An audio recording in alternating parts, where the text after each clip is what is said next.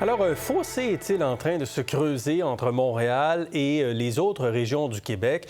Le chef du Bloc québécois, Yves-François Blanchet, pense que oui, et il va même jusqu'à dire que ça le rend anxieux. Dans une entrevue à la presse canadienne, il dit ceci: « Il y a deux Québec. Malheureusement, c'est en train de devenir vrai. Il y a d'abord Montréal, une ville au mieux bilingue, possiblement multilingue, de façon très passive, où l'histoire, la langue, les valeurs, la culture de la très généreuse société d'accueil se marginalise. Et il y a un Québec qui regarde Montréal comme si Montréal est en train de devenir un lieu étranger. » Tout simplement, est-ce que vous êtes d'accord avec la vision d'Yves-François Blanchet, le chef du Bloc québécois, Kirlande? Montréal est une métropole. Par définition, les métropoles sont différentes des régions à travers le monde. Donc, c'est une vérité. Et ça revient un peu souvent dans le discours par rapport à Montréal, Québec, tout ça. Maintenant, j'ai bien aimé, moi, sa volonté d'avoir une nation. Je ne l'ai pas exactement une nation avec sa diversité, tout et tout.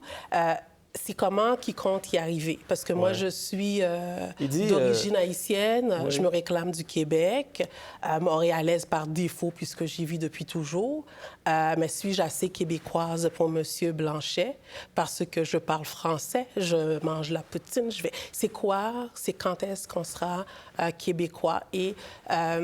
est-ce que c'est la diversité seulement des personnes qui fait la différence entre Montréal et les autres régions? Je ne crois pas que son propos exclut, mais il semble comme y avoir deux définitions de ce qu'est le Québec, finalement, puisque Montréal est en train de se transformer ou change. Mais c'est une métropole. C'est quand on regarde les brochures de Montréal International, c'est un des points de vente de Montréal. La diversité de Montréal? La diversité de Montréal, la diversité linguistique, l'ouverture sur le monde, tout et tout. L'interculturalisme, on en parle, on en débat, mais concrètement, qu'est-ce qui est réellement différent du multiculturalisme si ce n'est la culturation qu'on demande aux personnes immigrantes?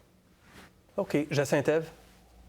Bien, c'est vrai que les citoyens de Montréal sont généralement s'identifient plus comme Montréalais que comme Québécois. Et à ce niveau, l'administration municipale de Montréal a peut-être des devoirs à faire en termes d'identité nationale pour finalement... Ah oui, c'est à l'administration montréalaise de faire ça?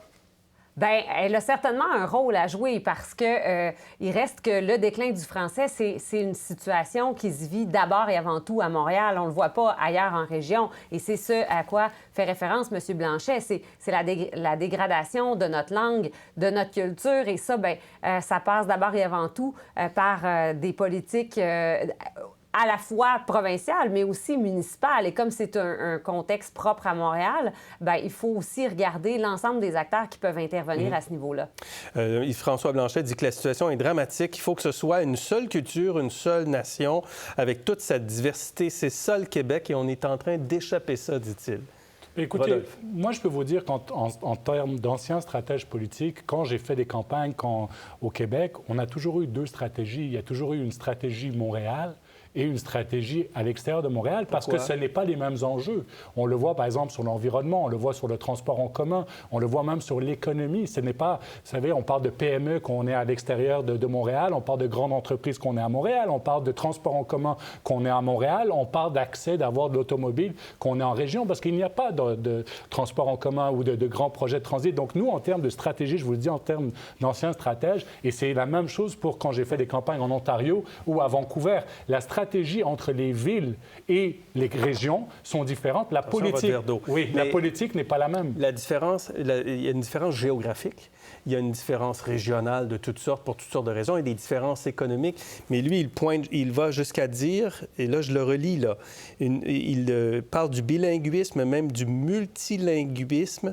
l'histoire, la langue, les valeurs, la culture. Il va sur tous ces terrains-là. Est-ce qu'il y a deux Québec pour vous là-dessus? Bien oui, je pense que oui. Parce que regardez, si on regarde, par exemple, l'identité de genre ou des débats comme ça de société, c'est des débats qui sont plus à Montréal, qui sont dans les régions, par exemple. C'est pour ça que je vous dis que des fois, qu'on regarde, même du point de vue médiatique, il y a souvent des enjeux qui sont typiquement montréalais, parce que c'est normal, les grandes chaînes de télévision, les commentateurs médiatiques sont tous à Montréal. Et des fois, des gens qui... Et moi, j'habite maintenant à l'extérieur de Montréal. Quand je regarde ça, Montréal, je me vous dis... habitez à l'extérieur de Montréal et vous venez à Montréal. Je viens à Montréal, mais je me dis que des fois, quand j'écoute, je dis ça a par rapport à la réalité de ma région, par exemple. C'est sûr qu'il y a cette dualité, mais c'est la même chose à Toronto, c'est la même chose à Vancouver.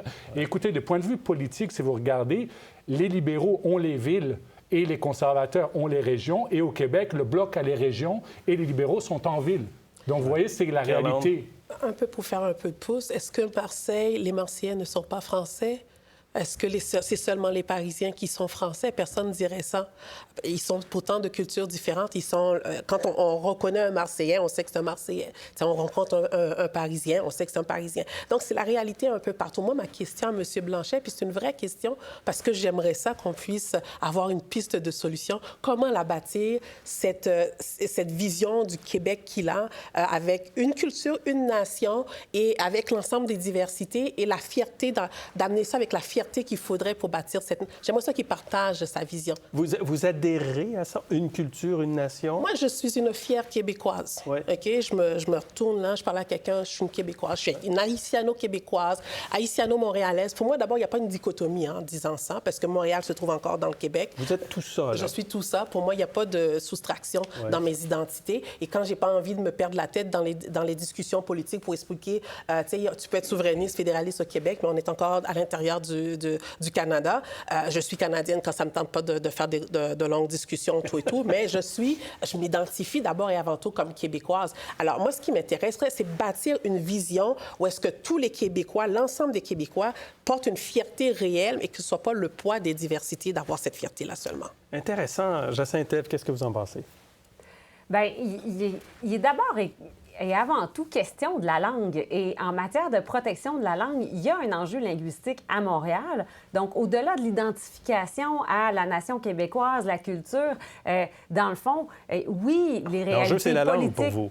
Bien, les réalités régionales et les réalités urbaines ont toujours été différentes, peu importe dans quel pays, dans quel coin du monde on va. Donc, c'est sûr que la réalité montréalaise, en ce qui concerne la politique, les stratégies politiques, bien sûr que c'est différent des régions. Mais là où il y a un enjeu réel, au-delà de ces différences, c'est l'enjeu de la langue, la protection de la langue française. Ouais. Là où on va dans des commerces et on se fait servir en anglais, c'est à Montréal. Cette problématique-là où le français se dissout, où notre culture francophone se dissout, elle se vit à Montréal. Et en ce sens-là, bien, c'est ça qu'on doit adresser. Ouais. Il faut nommer cette chose-là pour pouvoir l'adresser et non pas avoir des politiques linguistiques, par exemple, qui sont complètement diluées dans des visions plus provinciales, alors qu'il y a un réel enjeu dans la région de Montréal au sujet de la protection de la langue. Est-ce que ça dépend de l'administration, bien sûr, provinciale qui est en place au gouvernement à Québec et de la sensibilité puis de la connaissance aussi du premier ministre? Regardez,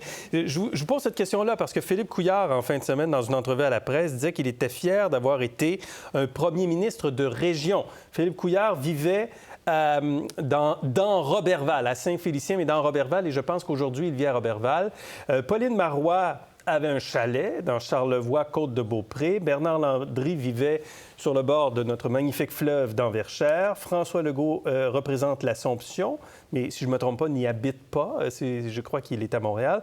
Et Jean Charest a représenté Sherbrooke pendant plusieurs décennies. Rodolphe. Oui, non, écoutez, c'est un défi pour chaque premier ministre parce que le centre décisionnel est à Montréal. Ils habitent souvent à Montréal. La communauté économique est à Montréal. Souvent, ils représentent des régions. C'est de ramener, en fait, des dossiers des régions au centre des décisions à Montréal et de s'assurer, en fait, qu'il y a un équilibre. C'est la même chose pour n'importe quel premier ministre des autres provinces. Puis, vous savez, ce que M. Blanchet dit sur le français ou d'autres langues à Montréal, c'est la même réalité à Toronto où le punjabi ou d'autres langues sont plus importantes. Ou si vous allez à Vancouver, c'est le mandarin et le cantonais, c'est la même réalité. Ah, donc, oui. ben oui, ça faisait la deuxième langue parlée, la plus non, parlée. non. Oui, non. oui. C'est comme ça, c'est normal, c'est la situation des villes. Mais ce que M. Non, Blanchet Rodolphe, veut vraiment dire... Non, mais c'est juste pour attention, terminer. attention. Ce que M. Blanchet veut vraiment dire, c'est qu'il veut gagner des votes à Montréal parce que le Bloc est à l'extérieur de Montréal et que c'est les libéraux qui l'ont. Et c'est ça ce qu'il veut politiquement, c'est gagner des sièges à Montréal parce qu'il n'en a pas. Gilles Duceppe en avait, ils en ont plus. Jacinthe Ève. Les citoyens de Vancouver et les citoyens de Toronto n'ont pas de la difficulté à se faire servir en anglais parce que c'est la langue officielle. Là, la réalité est complètement différente à Montréal. Non, on a de la difficulté à se faire servir en français dans plusieurs commerces. Là. Avant, c'était dans un secteur de la ville, et ce secteur-là s'élargit, et il y a de plus en plus de commerces dans lesquels on se fait servir en anglais et on n'a pas de service en français. C'est ça la situation qui est préoccupante.